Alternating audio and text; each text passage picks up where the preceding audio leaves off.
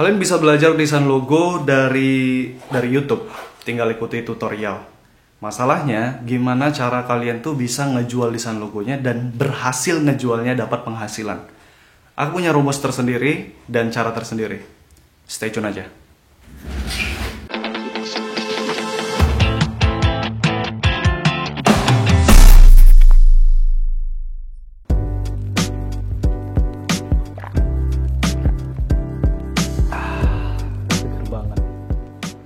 Hello guys, welcome back to my channel para designer dan freelancer. Ketemu lagi dengan aku Ria Purba. Oke, kita akan lanjut topik ini. Kalian pasti udah tahu kan, aku ada buat grup channel grup Telegram baru, dan kalian di situ bisa diskusi berdasarkan topik yang sedang aku buat gitu, yang sedang aku bawakan. Dan beberapa ada yang nanya, "Bang, untuk jual desain logonya dari mana ya?" Terus di beberapa ada di DM Instagram juga, "Bang, aku baru belajar desain logo.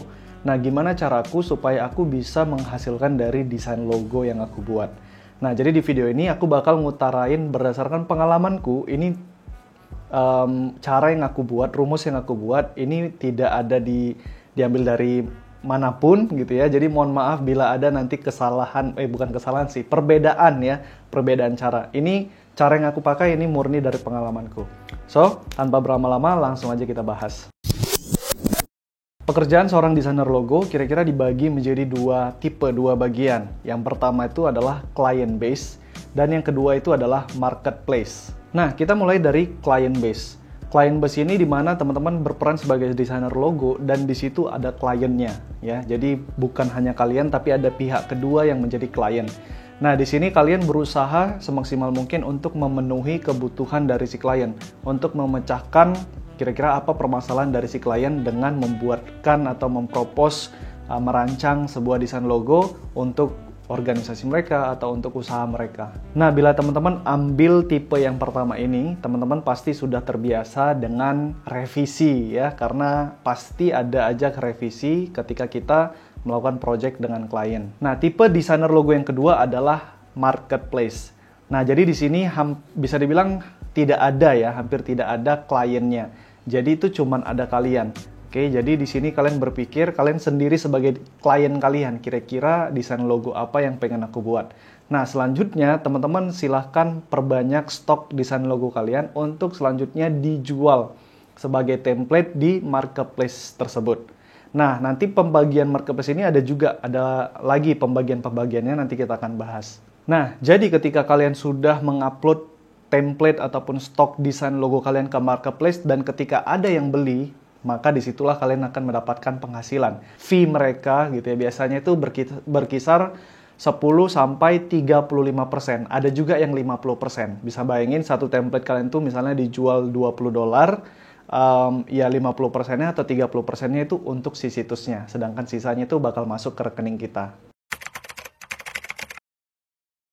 Nah, selanjutnya kita akan bicarain apa sih keuntungan kita bermain di client base, apa keuntungan kita bermain di marketplace, karena masing-masing ini punya kelebihan dan kekurangan masing-masing. Kita mulai dari client base dulu. Keuntungannya adalah kita bisa mulai dari sekarang, teman-teman. Jadi mendapatkan klien sebagai kalian seorang desainer logo itu nggak ribet, nggak sulit. Kalian bisa mulai dari orang-orang terdekat kalian, lingkungan terdekat kalian. Bisa jadi ada keluarga kalian yang jualan pisang goreng, atau cemilan kerupuk, atau apapun itu. Teman-teman kuliah kalian, teman-teman belajar kalian di situ, atau teman-teman komunitas kalian pasti punya usaha dong, ya. Jadi coba tawarkan ke mereka, orang-orang terdekat itu, bahwa kalian tuh bisa desain logo dan ya tinggal kalian bilang aja fee-nya berapa. Ya mungkin untuk kalian yang baru mulai mungkin jangan terlalu mahal, karena fokusnya adalah kalian tuh mengumpulkan portofolio dan reputasi kalian dulu. Ya, jadi nggak apa-apa dibayar murah. Nah, selanjutnya tinggal perbanyak aja klien-klien kalian. Jadi keuntungan pertama di client base adalah kalian bisa mulai kapanpun, bahkan dari sekarang. Nah, keuntungan yang kedua adalah gampang cairin duitnya.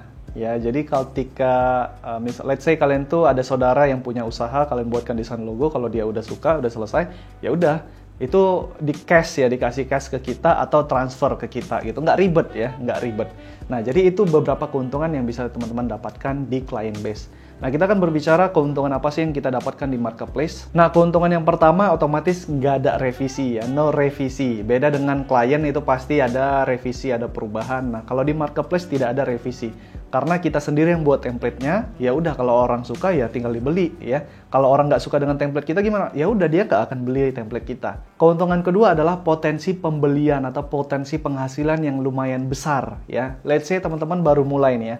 Baru mulai, tapi kalian udah menggali skill desain logo kalian dengan sangat bagus. Kalian buat stok template-template desain logo yang sangat bagus untuk dijual ke marketplace. Dan let's say template-template kalian tuh sesuai dengan tren sekarang, terus banyak juga yang suka. Ketika banyak yang beli, karena satu template tuh bisa dibeli berulang-ulang kali. Jadi misalnya kalian jual desain logo makanan ya, ini desain logo ini bisa dibeli template-nya ratusan kali sampai ribuan kali. Bisa bayangin kalau satu template logo itu $10, tapi yang dibeli itu ada 1000 kali ya. Tapi teman-teman untuk bermain di marketplace ini ada beberapa kerugian atau minusnya gitu ya.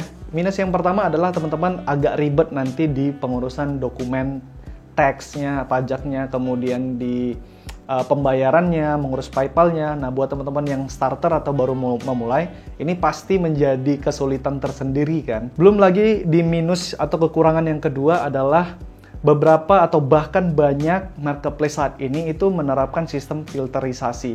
Jadi nggak bisa teman-teman baru belajar terus langsung bisa upload atau berjualan di marketplace tersebut. Enggak, ada proses filterisasinya. Kalau karya kalian bagus sesuai dengan standar situs tersebut, maka kalian diizinkan untuk berjualan di situ. Nah, jadi ini dia masing-masing keunggulan dan kerugian atau kekurangan di masing-masing client base dan marketplace. Nah, tinggal kalian tanya diri kalian mau bermain di tipe yang mana. Nah, selanjutnya kita bakal coba ngebahas apa-apa aja sih jenis-jenis marketplace yang ada saat ini gitu. Yang pertama yang mau aku bilang adalah kontes. Nah, jadi kontes ini termasuk marketplace menurut aku ya, karena banyak sekarang situs-situs kontes ya, dan di situ kita tinggal pilih kontesnya. Jadi seperti marketplace tapi dibilang kontes, marketplace kontes. Nah, jadi di sini teman-teman bisa lihat contohnya itu kayak 99 Designs, 99designs.com. Di Indonesia ada yang namanya 1000.com.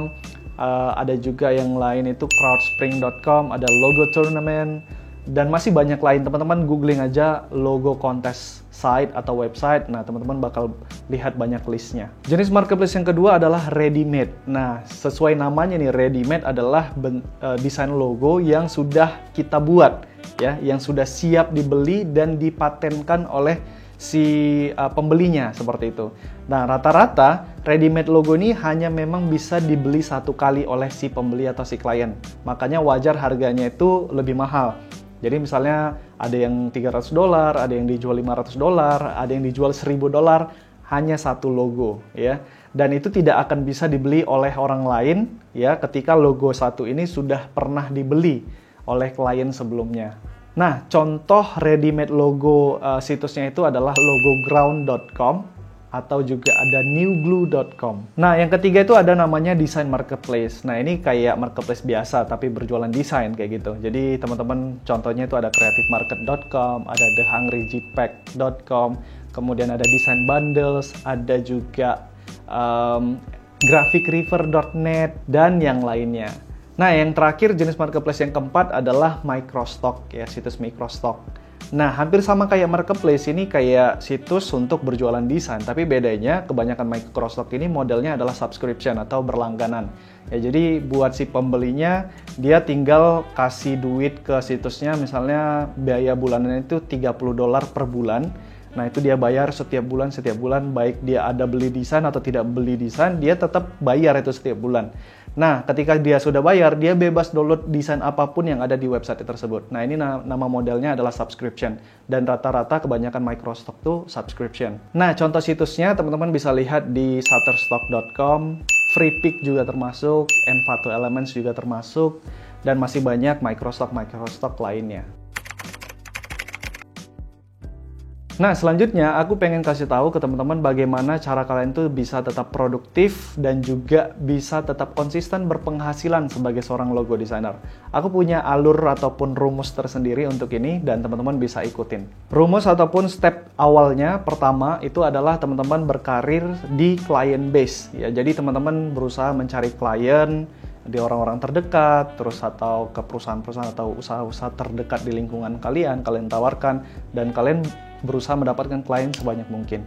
Dan biasanya ketika satu project klien itu, kita kan nge-propose atau menawarkan 2 atau 3 atau 5 desain logo ya, dan hanya satu desain logo yang dipilih. Nah, sisanya ini nanti kita bisa lanjutkan untuk dijual nanti di step yang kedua. Oke, dan di step yang pertama ini teman-teman nggak harus mencari klien kok. Kalian bisa coba di marketplace kontes. Nah, contohnya 1000.com atau 99designs.com. Nah, teman-teman bisa cari di situ klien-kliennya atau project kontes-kontesnya, kalian bisa ikutin. Dan biasanya di kontes itu juga kita buat beberapa desain logo kan, dan hanya satu desain logo yang dipilih. Dan sisanya yang nggak kepilih sebagai pemenang ya kita bisa masukkan ke step 2 untuk dijual nantinya. Oke, rumus atau step yang kedua adalah ready-made logo marketplace. Nah, setelah di step yang pertama tadi kalian udah punya perbendaharaan atau bank ya untuk pengumpulan desain logo kalian yang nggak dipilih klien atau nggak dipilih di kontes gitu kan. Nah, daripada menumpuk di hard disk, teman-teman lebih baik diubah sedikit ya, dipermak sedikit untuk dijual di ready-made logo marketplace. Jadi caranya adalah teman-teman silakan bongkar hard disk kalian, tempat penyimpanan desain logo kalian semuanya. Kalian coba lihat mana yang potensial, yang kira-kira bagus ya, bentuknya, visualisasinya bagus. Nah, teman-teman silakan lakukan perubahan bila perlu. Nah, selanjutnya kumpulkan itu di folder yang baru. Ya, semua logo-logo yang potensi untuk dijual di ready-made logo. Nah, setelah itu teman-teman silakan upload di ready-made logo.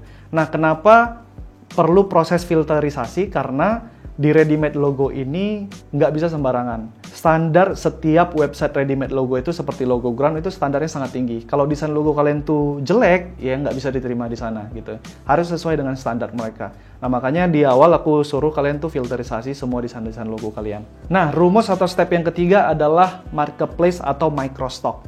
Nah, jadi setelah kalian lalui di step yang pertama dan step kedua, nah di step kedua itu mungkin ada beberapa desain logo kalian yang ditolak dari ready-made logo kan. Nah, nggak apa-apa, jangan khawatir. Nah, setiap logo yang ditolak dari ready-made logo itu kalian bisa jual ulang. Ya, jual itu upload ke marketplace atau ke situs microstock. Nah, kenapa marketplace dan microstock ini aku letakkan di step akhir dalam rumus ini? Karena level standarnya tidak terlalu tinggi. Ya, jadi biasanya itu level klien itu paling tinggi, kemudian level ready-made logo marketplace itu tinggi juga. Nah, marketplace dan juga microstock itu biasanya di sini yang lumayan rendah. Paling rendah itu sebenarnya microstock, yang artinya kemungkinan desain kalian itu diterima yang nggak bagus-bagus amat pun bisa lebih besar chance-nya untuk diterima ketika kalian upload di microstock. Nah, jadi ini aku masukkan di step akhir. Nah, jadi silakan kumpulkan logo-logo kalian tuh yang nggak diterima atau ditolak klien atau di kontes. Kemudian kumpulkan juga desain logo kalian yang ditolak di ready-made logo.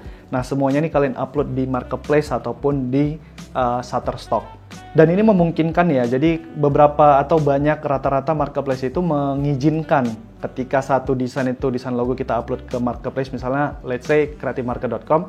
Nah, mereka mengizinkan untuk kita jual template yang sama di situs yang lain, contohnya itu di Shutterstock dan situs-situs microstock lainnya. Oke, situs rumus atau step ini silakan kalian ulangi terus dan terus ya. Jadi kalian ikut client base atau kontes. Nah, kalau ada desain yang ditolak, kalian masukkan ke ready-made logo. Nah, kalau ada yang ditolak juga, nah semua desainnya ini dijual lagi di marketplace ataupun di Shutterstock. Begitu seterusnya kalian bisa mendapatkan penghasilan yang rutin dan konsisten terus berulang-berulang ya sebagai seorang desainer logo.